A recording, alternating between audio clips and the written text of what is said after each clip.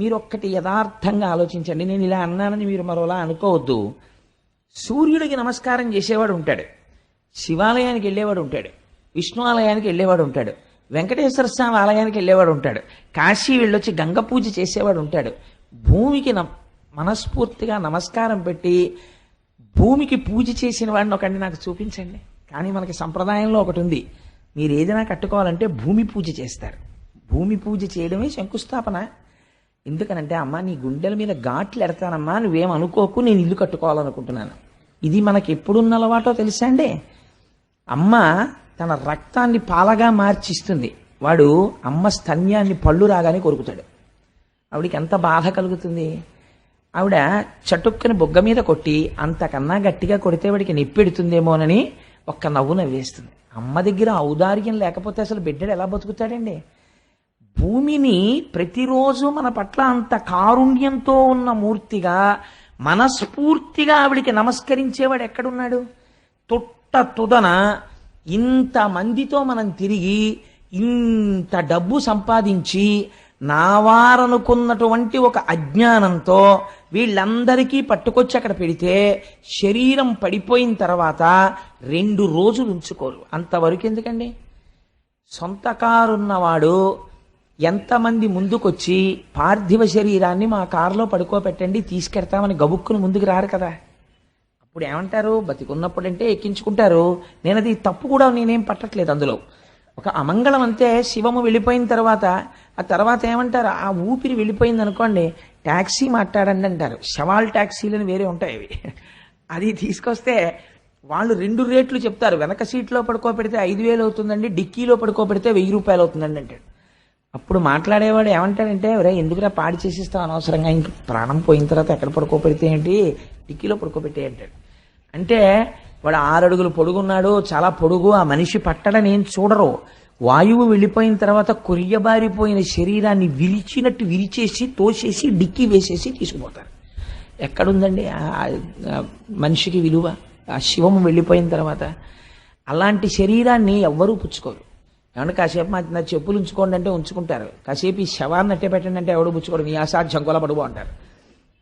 అలాంటిది మళ్ళీ పుచ్చుకునేది ఎవరైనా ఉంటే అమ్మ ఒక్కతే పుచ్చుకోవాలి. నిజంగా ఎంత ఔదార్యంతో మనం లేవగానే భూమికి నమస్కరించి భూమి మీద పడి ప్రణిపాతం చేసి అమ్మా నన్ను మన్నించు, నాకు తక్కడం తప్ప మార్గం లేదమ్మా అని లేవాలి.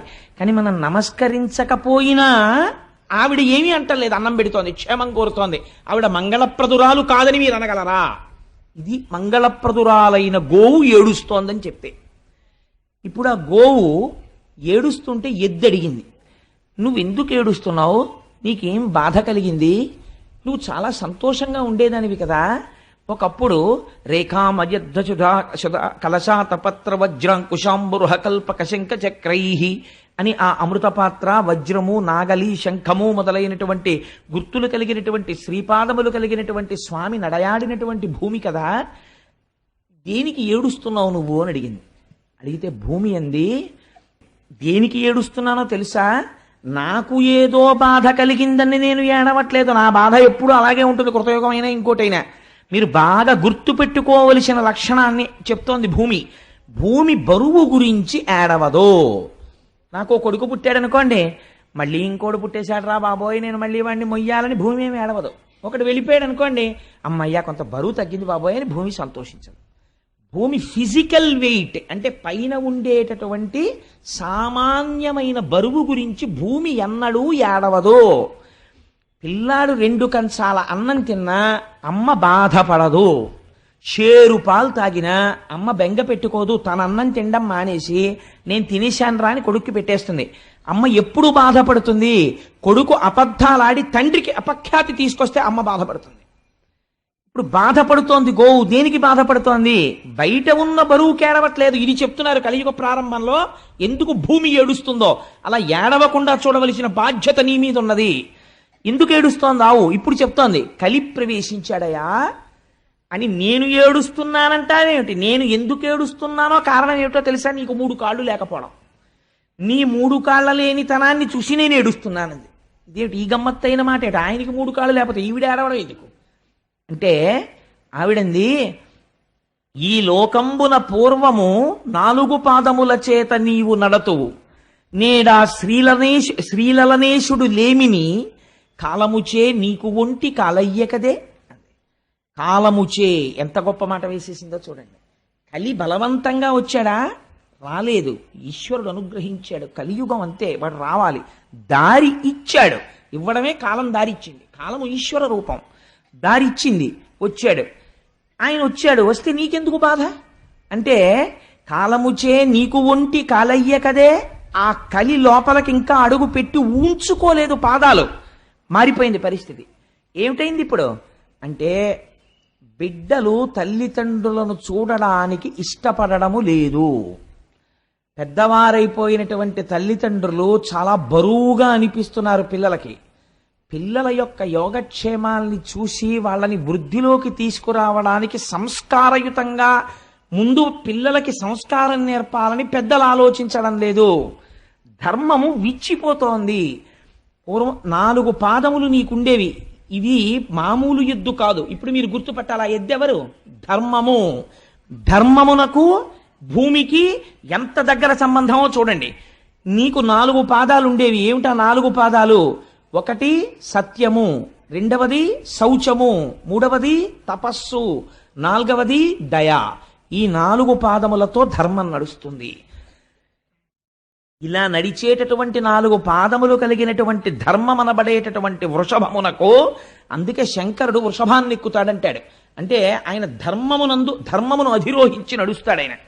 కాబట్టి ఇప్పుడు నీకు 1 పాదమే ఉన్నది, 3 పాదములు నీకు లేవు. ఎందుకు లేవు 3 పాదములు? ఈ 3 పాదములు లేకపోవడం చేత కలిపురుషుడు వచ్చేసాడు. వచ్చేయడం వల్ల నీకు 3 పాదాలు పోతే ఏమవుతుంది? దేవతలకు, ఋషులకు, మీరు చాలా జాగ్రత్తగా గుర్తుపట్టాలి ఆవు చెప్తున్న మాటల్ని. దేవతలకు, ఋషులకు, పితృదేవతలకు, ధీయుతులకు, నీకు, నాకు, గోవులకు, వర్ణాశ్రమములకు బాధ ఎనుచు కుందెదననగా అంది. ఎవరెవరికిట బాధ? ఎందుకు ఏడుస్తున్నానో తెలుసా? వీళ్ల కోసమే నేను ఏడుస్తున్నానంది ఆవిడ. ఎవరి కోసం? దేవతలకు. దేవతల గురించి ఏడుస్తున్నాను. ఎందుకు ఏడుస్తున్నాను? రాబోయేటటువంటి కాలంలో యజ్ఞయాగాది క్రతువులను విమర్శించేటటువంటి వాళ్ళు ఎక్కువైపోతారు.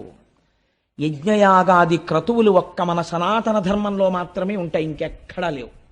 యజ్ఞము చెయ్యడం, అగ్నిహోత్రంలో హవిస్సు వెయ్యడం, మీరు మళ్ళీ సంపదని పొందడానికి అగ్నిహోత్రము ద్వారా దేవతలకు హవిస్సులు ఇస్తే ప్రీతి చెందినటువంటి దేవతలు మళ్ళీ వర్షాన్ని కురిపించి మీకు సంపదలను ఇస్తారు. మీరు తిరిగి వారి పట్ల కృతజ్ఞత ప్రకటించినప్పుడు దేవతల యొక్క ఆగ్రహమునకు గురవుతారు. కాబట్టి దేవతలకి హవిస్సులు ఇవ్వరు. హవిస్సులు ఇవ్వనటువంటి మనుష్యులకి శుభాన్ని మేము చెయ్యం అని దేవతలు చెయ్యరు. కాబట్టి హవిస్సులు పొందని దేవతలు తయారవుతారు. ఎందుచేత అంటే, ఏది సనాతన ధర్మమో, ఏ సనాతన ధర్మము ఈ గడ్డ మీద నిలబడిందో ఆ గడ్డ మీద సనాతన ధర్మము విమర్శకి గురైపోతుంది.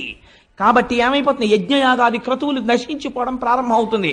అందుకని దేవతలకు, ఋషులకు, ఎవరు వేదం కష్టపడి చదువుకుని స్వరం తెలుసుకుని చాలా కష్టపడి ఆ స్వరంతో వేదం చెప్తాడో, అసలు ఆ వేదాన్ని ఆదరించాలనేటటువంటి బుద్ధి నశించిపోతుంది లోకంలో.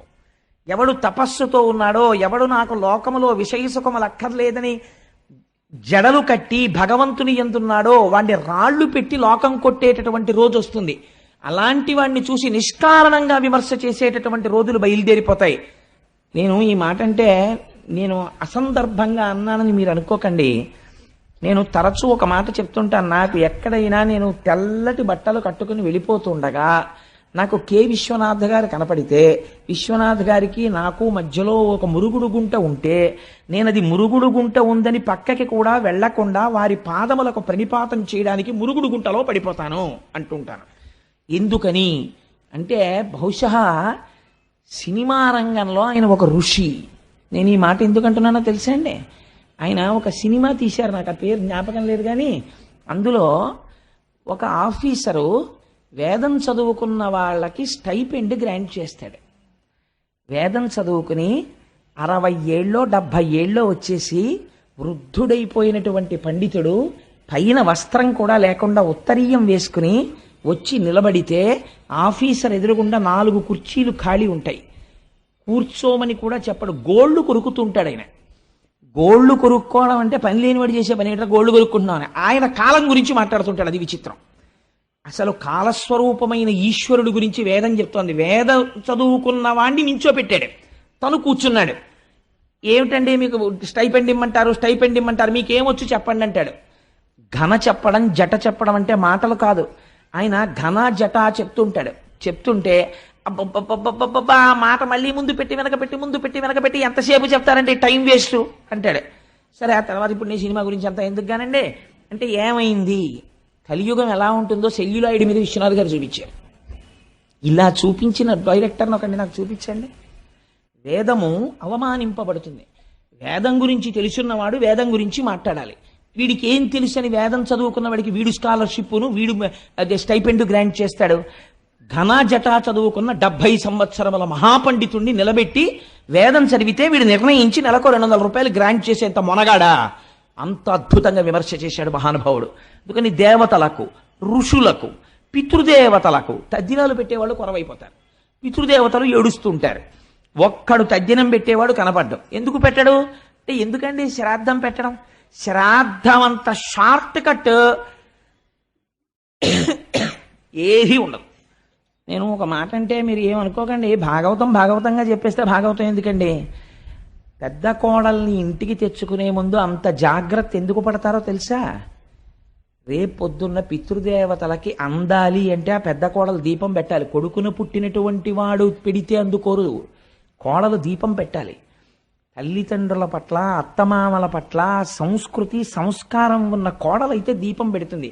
నేను ఎన్ని ఇళ్లలో చూశాను, తద్దినం పెట్టేటప్పుడు అసలు కోడలు వచ్చి దీపమే పెట్టదు. కాబట్టి పితృదేవతలకు ఇంత గొప్ప కోడలరా నా కోడలని వాళ్ళు ఏడుస్తారు అప్పుడు. అందుకని పితృదేవతలకు నీకు ధర్మం పోతోంది, నాకు భూమికి, నీకు నాకు గోవులకు.